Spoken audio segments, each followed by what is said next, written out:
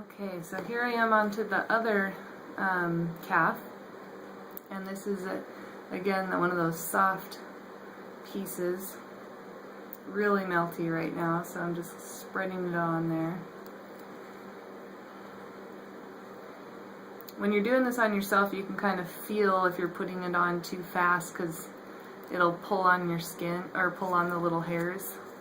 But when you're working on somebody else, you may want to ask them, make sure you're not putting it on too fast because it can be painful when you're putting it on because it is sticky and it'll pull those hairs from the side and cause a little, some discomfort there. So just kind of patiently working it off there.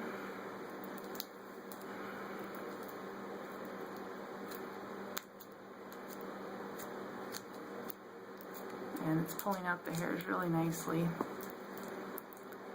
So one thing I didn't mention was the prep before starting this. And I mean, obviously one of the things is to let the hairs grow in. And with sugar, almost the longer the better on the legs, I would say. But at least 1/4 of an inch, which is typically probably 14 days hair growth on the legs. And if you can do like 3 weeks hair growth, that's going to even be better results.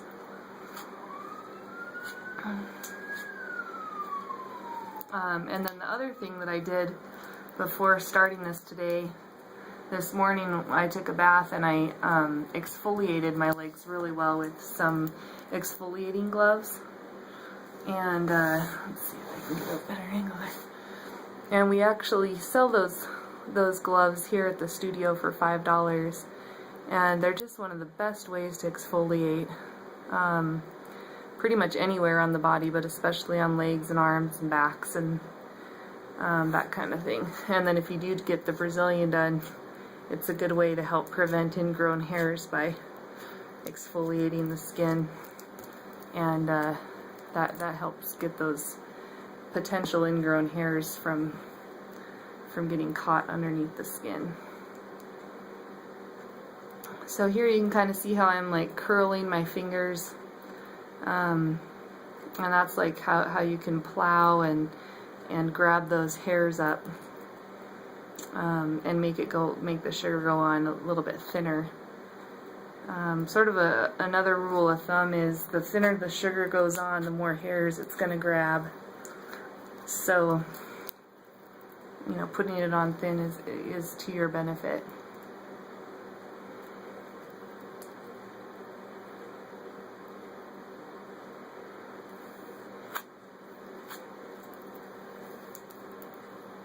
And you could definitely do a bigger piece of sugar than I'm doing. This is sort of a medium size piece of sugar for a leg. This is just kind of where I tend to be comfortable with the size about this big, but I know some estheticians will do a bigger piece so they can cover a bigger surface area, and that's good too. I've seen it work really well that way.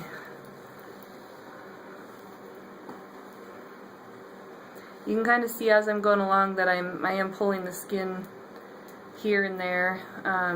You want it tight. You want the skin tight as you're applying it and as you're taking it off to get the best results. And if you're ever having trouble getting it off, sometimes just pulling the skin a little bit tighter will do the trick. Sometimes it's just the skin's not quite tight enough, so it's not coming off.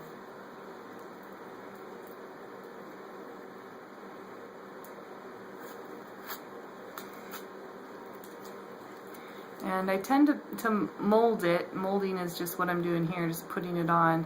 I tend to mold it 2 to 3 times on legs. If you're in a really hot spot, like an underarm or bikini area, sometimes just molding it 1 time is enough.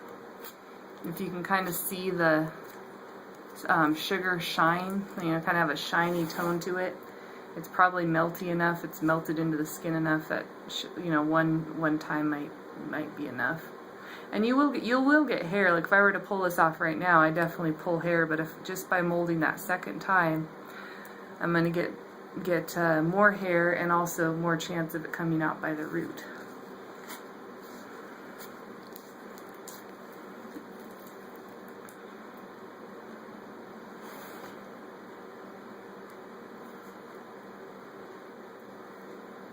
So this sugar, we use it here at a Comoclitic hair removal studio in Lakewood, and it's actually a sugar paste that I make myself. And because of you know, teaching classes and having interest in from other estheticians to use the product, I actually started selling the product on our website. From our web store at comocliticstudio.com, as well as on Amazon.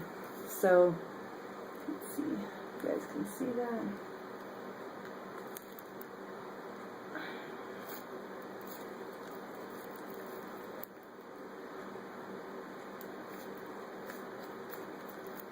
Okay, so I'm going to flip around a little bit so you can get a better view. These hairs are growing sideways, so I'm going to go the opposite of the hair growth here.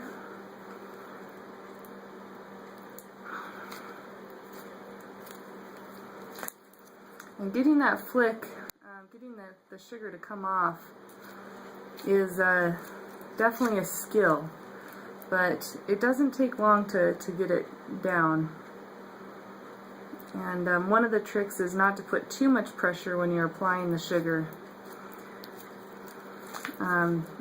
When I'm applying the sugar, I'm not so much putting pressure into the skin as just into the direction I'm putting it on, if that makes sense. So like here, I'm focusing more on pushing up than pushing down into the skin. And that's gonna give you the best results.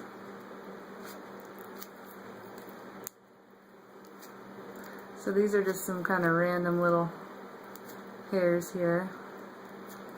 And you can kind of use a little piece of sugar to just blob on there. Of course, the ankles tend to be a spot that oftentimes gets missed with sugaring and with waxing. And so it's just make sure you're getting your ankles. And then if you do have hair on your feet, you can definitely sugar your feet, sugar your toes. Those are common areas to have unwanted hair.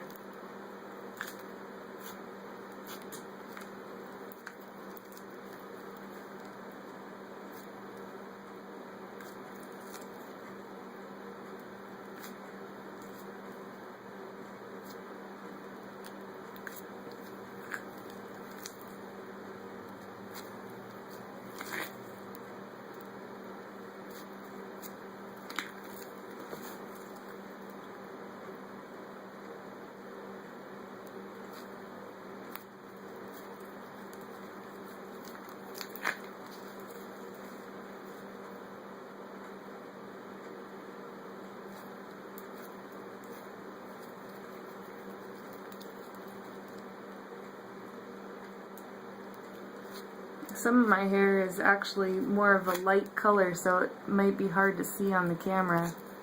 It's like kind of a blondish color, but I actually do have quite a bit of it. It's coming out really nice. I've been growing my hair in for quite a long time. I've been planning to do a video like this and just wanted to have long hair, but didn't didn't take the time to do the video, and really I would have had plenty of long hair, so this is getting really long. But I am going on a trip tomorrow. Actually, I leave tonight to Miami, and then we're going on a cruise tomorrow and over in the Bahamas, and I just didn't want to keep this long hair, so I figured, you know, I'm just gonna do a quick YouTube video and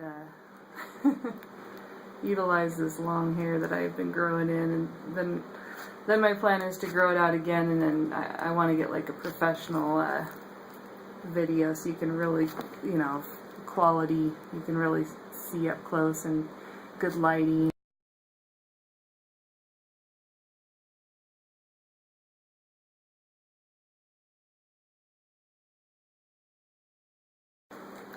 Alright, I think I'm going to call that good for now, and we'll move up to the upper thighs.